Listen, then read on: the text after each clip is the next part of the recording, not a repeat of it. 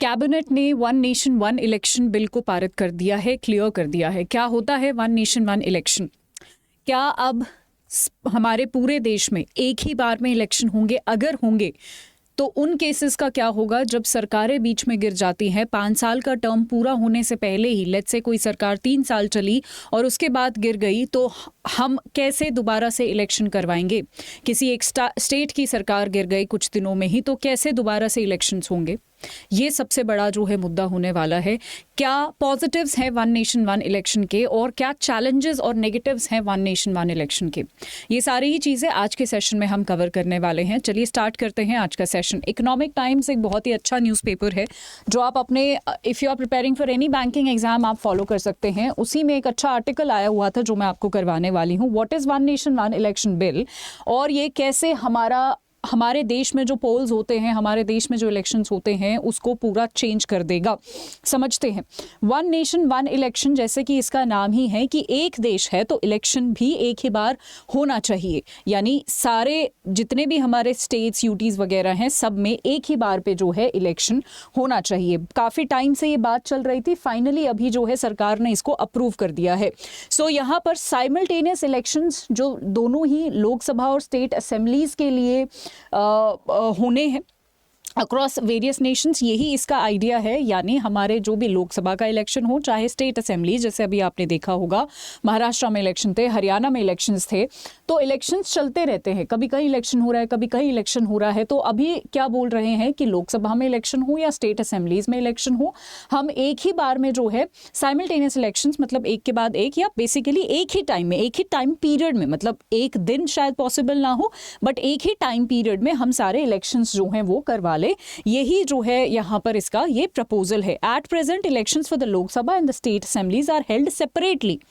In fact कभी भी चलते रहते हैं। चलो लोकसभा का इलेक्शन एक बार हो जाता है बट स्टेट में इलेक्शंस तो कभी भी चलते रहते हैं। किसी स्टेट में कभी चल रहा है, दिल्ली में अब इलेक्शन है, हरियाणा में 2-4 महीने पहले इलेक्शंस थे, तो इस तरीके से चलते रहते हैं। Either after the completion of a 5-year term और when a government is dissolve for various reasons.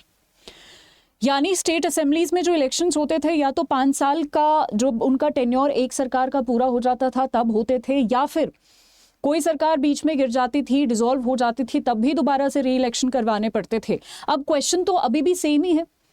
आप मुझसे ये पूछ सकते हैं कि ma'am one nation one election में मान लीजिए एक बार हमने सारे इलेक्शंस करवा लिए, उसके बाद लेट्स से किसी एक पर्टिकुलर स्टेट में 2 साल जो सरकार थी वो चली, उसके बाद गिर गई, फिर क्या करेंगे? तो सरकार ने, तो जो पार्लियामेंट है उसने बोला है कि 2 साल वो सरकार चल चुकी है, टोटल 5 साल चलनी थी, यानी उसके 3 साल अभी बाकी हैं। तो जब फ्रेश इलेक्शन सो बेसिकली करवाया जाएगा तो जो नई सरकार आएगी वो सिर्फ 3 साल सर्व करेगी। समझ नहीं आया तो मैं दोबारा बताती हूँ, ध्यान से देखिएगा। हाँ जी, गवर्नमेंट कह रही है कि टोटल 5 साल इलेक्शन होते थे, मतलब माफ कीजिएगा, टोटल 5 साल का टेन्योर होता है किसी भी इलेक्शन में। जब भी कोई भी सरकार आती है, मान लो 2 साल वो सरकार चली किसी भी स्टेट में और उसके बाद गिर गई। 2 साल चली का मतलब है उसके 3 साल अभी रहते थे। तो पार्लियामेंट ने बोला कि जी जो नई सरकार आएगी ना, हम एक इलेक्शन करवाएंगे और जो नई सरकार आएगी वो सिर्फ 3 साल के लिए बैठेगी, वो टोटल 5 साल के लिए नहीं बैठेगी। इसका रीजन क्या है?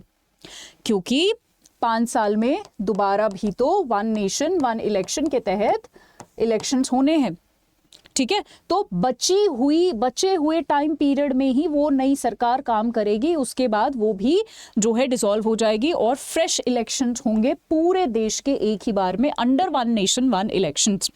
ये समाधान बताया गया है। चलिए आगे कुछ चीजें पढ़ लेते हैं। यहाँ पर बेनिफिट्स क्या हैं और नेगेटिव्स क्या है। बेनिफिट्स यहाँ पर, अब वो कहते हैं हमारा देश हमेशा ही इलेक्शन मोड में रहता है, कभी कहीं इलेक्शन हो रहा है, कभी कहीं इलेक्शन हो रहा है, तो हमेशा ही इलेक्शन मोड में रहता है। इलेक्शन मोड से एक तो खर्चा बहुत ज़्यादा आता है, अगर कोई भी पॉलिसी मेकिंग है वो भी बहुत अच्छे से नहीं हो पाती क्योंकि बहुत सारा हमारा अटेंशन इलेक्शंस में चला गया होता है। तो expenses is one issue. Administrative efficiency है ना, इलेक्शन में कितने सारे लोगों की ड्यूटी लगती है ना, आपने देखा होगा जितने भी सरकारी कर्मचारी हैं वो कितना ज़्यादा इलेक्शन ड्यूटी पर होते हैं, तो वो एफिशिएंटली काम भी नहीं कर पाते हैं। ये सारी चीज़ें हैं, these are the these are the benefits कि अगर हमारे यहाँ पर साइमल्टेनियस इलेक्शंस होंगे, यानी एक ही साथ सारे इलेक्शंस होंगे, तो एक्सपेंसेस हमारे कम हो सकते हैं, एफिशिएंटली हमारा एडमिनिस्ट्रेशन काम कर सकता है, ठीक है। Okay, now according to a certain report एक अमाउंट आया है 60,000 करोड़ 2019 के लोकसभा इलेक्शन में जो है वो यूज किए गए थे. This cost includes cost borne by political parties participating in the electoral process and the Election Commission of India's expense in orchestrating the elections. Okay. Additionally, substantial और evident cost जो है वो भी यहाँ से linked है. Anyways, मुद्दा ये है कि देखो इतना सारा अमाउंट हम खर्च कर रहे हैं, उसके अलावा स्टेट के अलग इलेक्शंस होते हैं तो पैसा बहुत ज़्यादा खर्च होता है.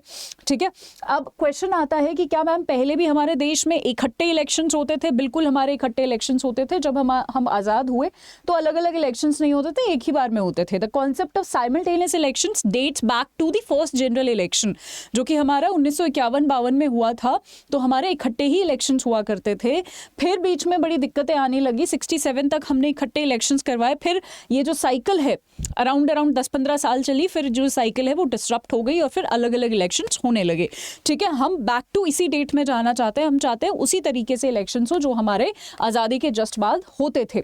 Now supporters also argue that conducting multiple elections वो स्टेट के रिसोर्सेज पर ज़्यादा भार डालता है.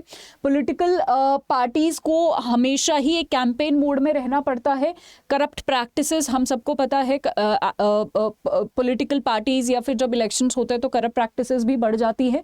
तो ये सारे कंसर्न्स हैं. बट चैलेंजेस क्या है? क्या इतना आसान है वन नेशन वन इलेक्शन को इम्प्लीमेंट करना? No, there are challenges. Challenges क्या है? चैलेंजेस आप यहाँ पर देख सकते हो कि देखो एक तो सबसे बड़ा चैलेंज और जो मुझे पर्सनली भी लगता है कि देखो हम मान लीजिए सेंट्रल, अभी एक लाइव एग्जांपल अगर मैं बोलूँ, सेंटर में अगर लेट्स से एनडीए है, ठीक है, एनडीए है और मान लो किसी एक स्टेट में भी इलेक्शन हो रहे हैं और वहां पर कांग्रेस की सरकार बनी हुई है और इन दोनों के ही सेम टाइम पे जो है इलेक्शंस होने हैं, तो ग्राउंड रियलिटी तो ये होगी कि जो सेंटर में पार्टी है उसका ज़्यादा वर्चस्व हो सकता है. फर्स्ट नुकसान ये होगा. सेकंड नुकसान ये होगा कि कई बार क्या होता है कि जो लोकल इश्यूज हैं they can differ from the central issue. मतलब एनडीए अपने हिसाब से सेंटर और स्टेट दोनों में ही कैंपेनिंग वगैरह करेगी, उसके हिसाब से सिमिलर से ही मुद्दे पर कैंपेनिंग करेगी. But this is very much possible कि हमारे स्टेट के मुद्दे अलग हो सकते हैं, सेंटर के मुद्दे अलग हो सकते हैं, लोकल मुद्दे जिनको हम बोलते हैं which are very very important, वो कहीं ना कहीं साइड लाइन हो जाएंगे. तो ये दो बहुत बड़े चैलेंजेस आने वाले हैं. ठीक है, सो criticizing the concerns about the democratic spirit, dominance of national issues over the local issues, है ना, and need for constitutional amendment. यानी क्या ये इतना बड़ा बदलाव बिना किसी अमेंडमेंट के हो जाएगा? अमेंडमेंट्स भी मैं आपको बताऊंगी. ठीक है, implementing simultaneous elections require constitutional amendments. Constitution में अमेंडमेंट करने पड़ेंगे. कैसे?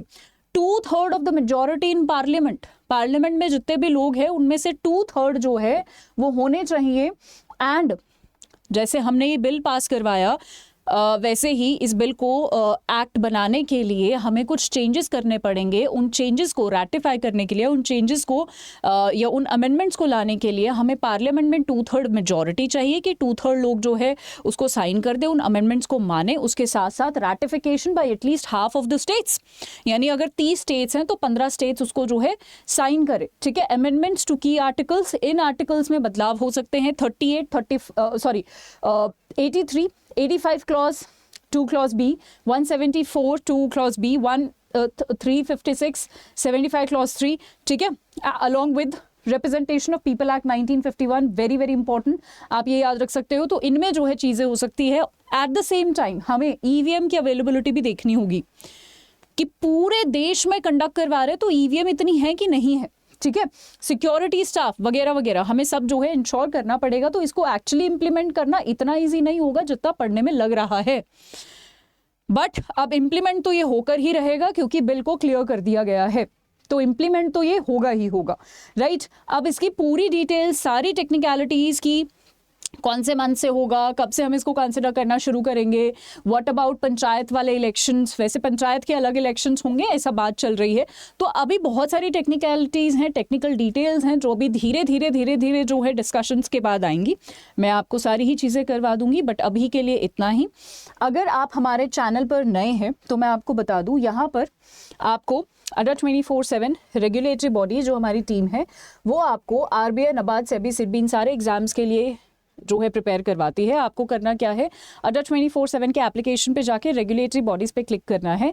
यहाँ पर आपको हमारा एक पैक दिखेगा, बैंक महापैक प्लस। अगर आपको हमारे किसी भी कोर्स में एनरोल करना हो, बैंक महापैक प्लस में 15 से ज़्यादा कोर्सेज। अच्छा, यहाँ पर okay okay okay, this is a different one. हाँ, इस पे क्लिक करते हैं। हाँ जी, तो यहाँ पर जो है 15 एग्जाम्स कवर होते हैं, mock test, e book, videos, live class सब कुछ कवर होती है।